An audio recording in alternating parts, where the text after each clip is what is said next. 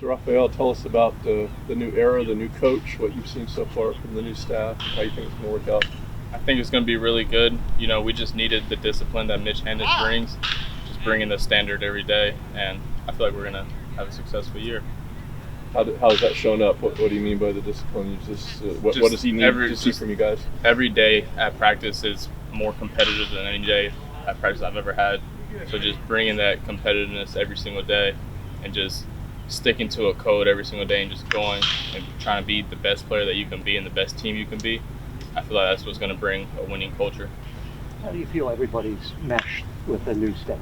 I feel like everybody's been good. We have a lot of new faces, obviously, fresh new staff other than Kate's.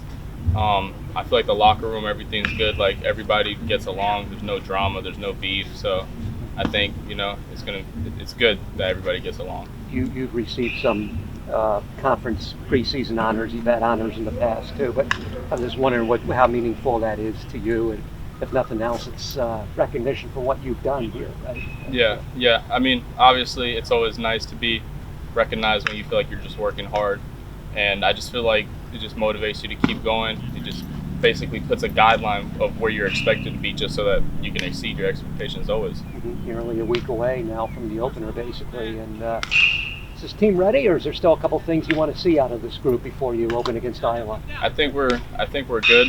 Obviously, nowhere near where we're gonna be at the end of May, but I feel like we're in a good standing. I'm confident with the guys that we got, and I'm confident with what we can do.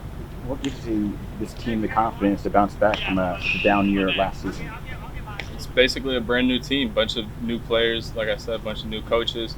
So I feel like it's just fresh, clean slate. There's nothing that happened in the past matters anymore. And yeah. There are a couple of the newer players that we might want to keep an eye out for. I feel like Corey Braun is going to be a good piece on the mound. Got a bunch of good hitters coming in, like Brazier, Sebastian Greco. I feel like we're going to have those guys be able to come and put in power numbers. A bunch of new arms. We got Hill on the mound now. Like, I feel like players like that are going to be able to come and make an immediate impact. This program has had some talent in recent years that haven't been able to put it together. What have you learned about talent versus playing together, the intangibles, how a team pulls together, and what you guys need to do to maximize what you've got here? Basically, just whatever teams stay together the best are the teams that are going to make it the furthest. Like, talent can only take you so far, but if you guys aren't playing together, if you guys aren't playing for one another, then you're going to think you have talent because you have individual stats, but the team stats aren't going to correlate. So when you have a team of a bunch of dudes that's just going to go to war with each other, individual stats may not be the greatest, but everybody's going to help and get more team wins and just ultimately do what matters most. So Coach has obviously had a lot of success in his previous school. What have you seen from him that leads you to believe things are going to get moving here in the right direction? I mean, you mentioned obviously seems like a guy that pays big attention to detail and things like that. What's like the things that you've seen? Like, okay, this guy has got an idea about how to do this. Just the way he goes about his business. There's nothing fake. There's nothing sugar-coated. Everything is the way it's supposed to be, and just stuff like that. Just being by the basics. Really old school guy. He's able to use new school learnings and just being able to bring everything together to be the best coach for the team that we have now. Rafael, what's impressed you most about this group so far? I would just say the will to work, the way everybody just comes to work every day. Everybody's smiling, everybody's always happy to be here, but at the same time, everybody's serious. You're not really messing around. Everybody's just staying focused on one goal, which is just making it to Omaha. Anything about the style of play, about the way the coach likes to play, like all things working well? This is the kind of baseball team you want to just do. Being aggressive, just being a full, complete team, just not being stuck to one category, like hitting home runs, hitting for average, stealing bases, defense, just being able to bring everything together and work everything and not just specialize in one category. I know she mentioned Brazier. I might have seen him hit a couple bombs the other day. What can he bring to the team? I think he just brings raw power. I mean, probably one of the rawest forms of power I've ever seen in my life. So just being able to see a guy that has light tower power any day of the week, I feel like that's going to be able to bring a double-digit home run season for him. How much are you looking forward to getting going, after last season and changing in the staff, and now in a week or so, you got games back to normal. Just excited, yeah. I mean, obviously, you spend the whole fall, you're inner squatting. It can get rough sometimes, but just being able to finally put together what we've been working towards and bringing it to another team, I feel like that's the most exciting thing there is. What do you think, Marcus, about all the changes and the new staff and what the impression they made upon you so far? Yeah, I mean, like Rafi said, only Cage is here from last year, bringing a whole new staff. Mitch likes to go to work. I remember the first practice we had a bat demo day, and it was not easy. But he's competitive and he's about his business, and I love it. Can you say more about the bat demo day? Like showing off your bat, or what was this about?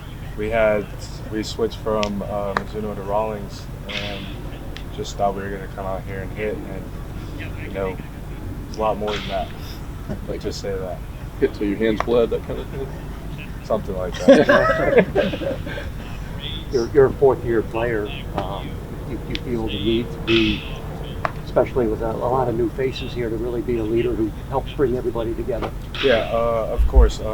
4 years. I feel like I wouldn't say like I am a leader, but I don't try to be like so hardcore on everybody. Like, if somebody's not doing what they're supposed to do, like, I'll get on them a little bit, but I'm not going to put it in a way or call them out in front of the whole team. Like, I'll maybe bring them to the side, tell them, like, come on, let's go. Like, you're dragging a little bit. Like, we need you here, and we want you here, and we don't need anybody putting less effort than what they should be. What's impressed you most about this group so far? I would say, honestly, just, like, I always have something that I go by, we before me. And I feel like everybody on this team plays for our team and not just for themselves. What style of play will you have, do you think, or is there a style of play that Coach likes more than any? Honestly, no. He likes all of them. He said he doesn't want us to be just a base running team, funding team. He wants us to have all styles, to where if he brings somebody off the bench, like, he can do all 5 tools, and he just doesn't want us to be just a one-style team. What have you learned from the past few years in terms of, you guys have had some skill and some talent, but for whatever reason didn't come together? What'd you learn from there that you can maybe reverse for this team? Like I said before, I feel like the past years, people really, we did have talent, but some people were just about themselves and didn't really have that team impact. And like I said, this year, I feel like everybody plays for the team and not just for themselves. Curious, is there anything between now? It seems like you guys have been out here for a while, but you were trying to hone in on before the season finally starts. I would just say, like, 1 week before opening day, just trying to get everything locked in, dialed in, and I feel like we're prepared to go. We're ready. I'm sure the weather here is nicer than Terre Haute this time of year. A little bit, a little nicer. We'll trade it any day of the week. What's it been like so far these last couple of months, just getting your foot, in the door and keeping everything grounded, I guess? Well, I think it's been more of a transition for the players than the coaches. Obviously, a lot of the guys we have here on the staff have been around and they've adjusted and been in other places. But for the players that are here, anytime someone new comes in, it's an adjustment. And they've done a good job. I mean, they really have. So I think more about that question in terms of the players than me or my coaches. What would you say are your main requirements of a baseball team? You got to do this, guys. These are the important things. Well, I think the biggest thing that we are working on, that we've been working on since the fall, is you have to come to practice mad. Schlereth says it best, Tom Brady played mad his entire career.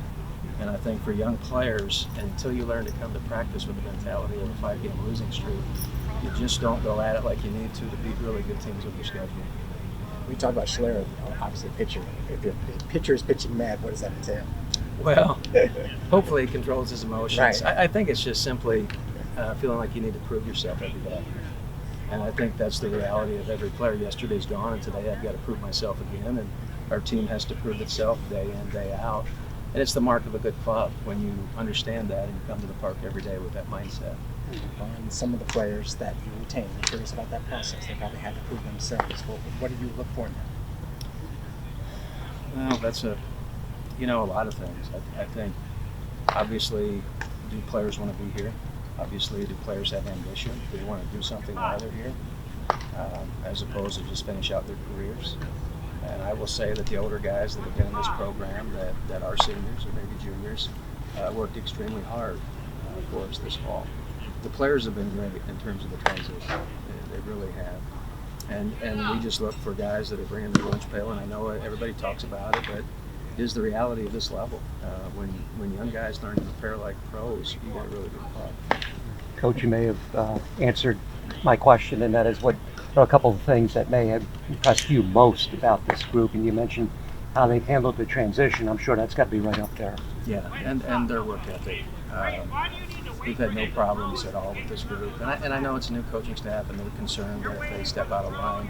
But probably the biggest thing, and I said this to them a few weeks ago, I feel like for a long time they operated with the mindset of I just want to stay within the rules and not get in trouble, and that gets you in trouble as a team. We need guys with ambition that step outside and let it go, and don't feel like anybody's constraining them. After having a down year last season, how close do you think this team is of having a bounce back year from what you guys expect here?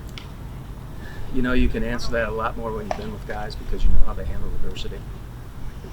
We just talked about that in our staff meeting this morning. If all hell breaks loose, what do we look like? And who are the guys that we need to make sure stay on the front line as opposed to hiding in the back? So we'll find out pretty quickly. You know, Iowa's got a really good club, and they've been really good, and they're gonna give us a little adversity to handle. We'll know a lot more. I can answer your question in a couple of weeks. What you know in the small picture, you know, you're getting ready for Iowa, but in the bigger picture, what you've stepped into here, what you inherit, your vision for what this program can become. Could you speak to, you know, your ambitions for this program even beyond the next few weeks? We worked too hard. The players put in too much time and too much effort not to want to win the last game that you play every season. And that's the reality of this level. We have not touched the postseason in a while. We don't have guys daunting our roster with postseason accolades.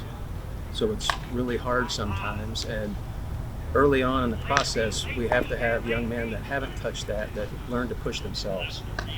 Because you're not pushing because of what lies out here. You don't know what lies out here.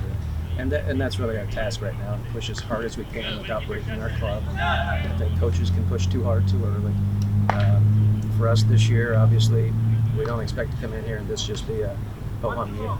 I mean, the reality is we put in too much time to just give in and say, well, it's going to be a 5-year process.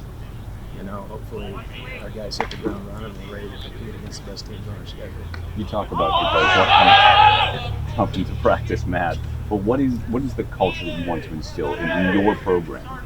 Well, it's an understanding that each person is an individual, and how much they're willing to push themselves is going to be the key factor. You know, we have to have players that think on the level of a coaching staff, not just take orders. And I think when you get to that point, you have a really good club. I think right now, like I said, with the rules, they're staying within the box so they don't get in trouble. And that's not the reality of the teams that win at the end of the season. Those teams are willing to take chances. Those teams have pushed really hard. They know how hard it is to win in the postseason. And that's where we're trying to get to. And like I say with the question prior, it's hard to explain that sometimes if guys really don't know, you know, what lies out there. Could you speak about your coaching staff and who you expect to be your leaders there? I think initially, you know, the first weekend, Corey Braun will be out for us probably in game 1. James Hill in game 2. We're probably to be determined after that as we see how we mix and match. Austin Newton is out for at least 6 weeks. We thought he would be a rotation guy for us. Bryce Archie is going to be our midweek guy. We feel like we're thankful that football shares him with us. But I think the best path for him to help us at the end of the season is to use him in midweek games right now. So that's probably how we line up. We're going to have to mix and match the bullpen. I ask Schlereth every day who the closer is, who can get the final 3 outs. He hasn't given me an answer on that yet. A lot of what ifs. But that's kind of how it's shaping up. We still need to figure out Sunday. I like having Archie on the midweek. He can throw 3 innings the first week, 4 the next, 5, and hopefully about the time spring football ends, he can jump in our rotation. Well, I don't expect you to get the starting lineup 1 through 9, but how set is it, and how set do you need it to be, or is it in flux? We're pretty close. I mean, I'm not ready to name the guys on the field because once I do, I really don't like changing that lineup. I think the worst thing that you can do in the first month is put guys in and out of the lineup. I think the decisions that we make as coaches in February and March have a huge impact on May and June. So when we name that group, we've got to be careful and make sure that we're in agreement that those are the guys that deserve the first crack at being out there. What's been the biggest challenge for you, Coach, so far, as it pertains to the team, in the ever-changing environment of college baseball with NIL and transfer portal and so forth? I think I speak for a lot of coaches, whether they're new or whether they've been here for 40 years. The landscape has been a challenge. I mean, we probably have as much stability within everything that's been going on as most out there. But it is different.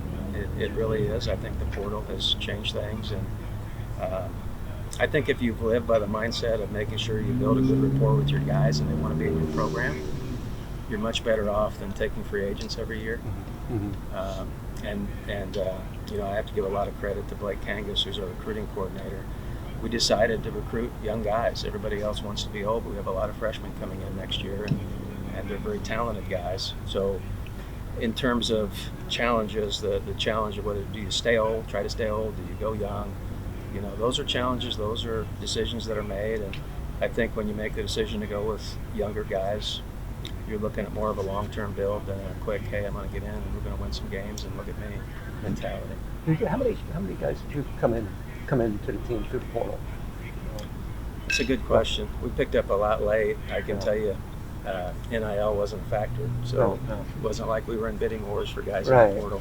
We picked up some guys in the portal. We probably picked up 10 to 12. 10 to 12, okay. And they're older guys for the most part, like a Brad Gilari that had been at Tennessee, Sebastian Greco, who had been at Florida A&M, and you look at Braun, who was at Mississippi.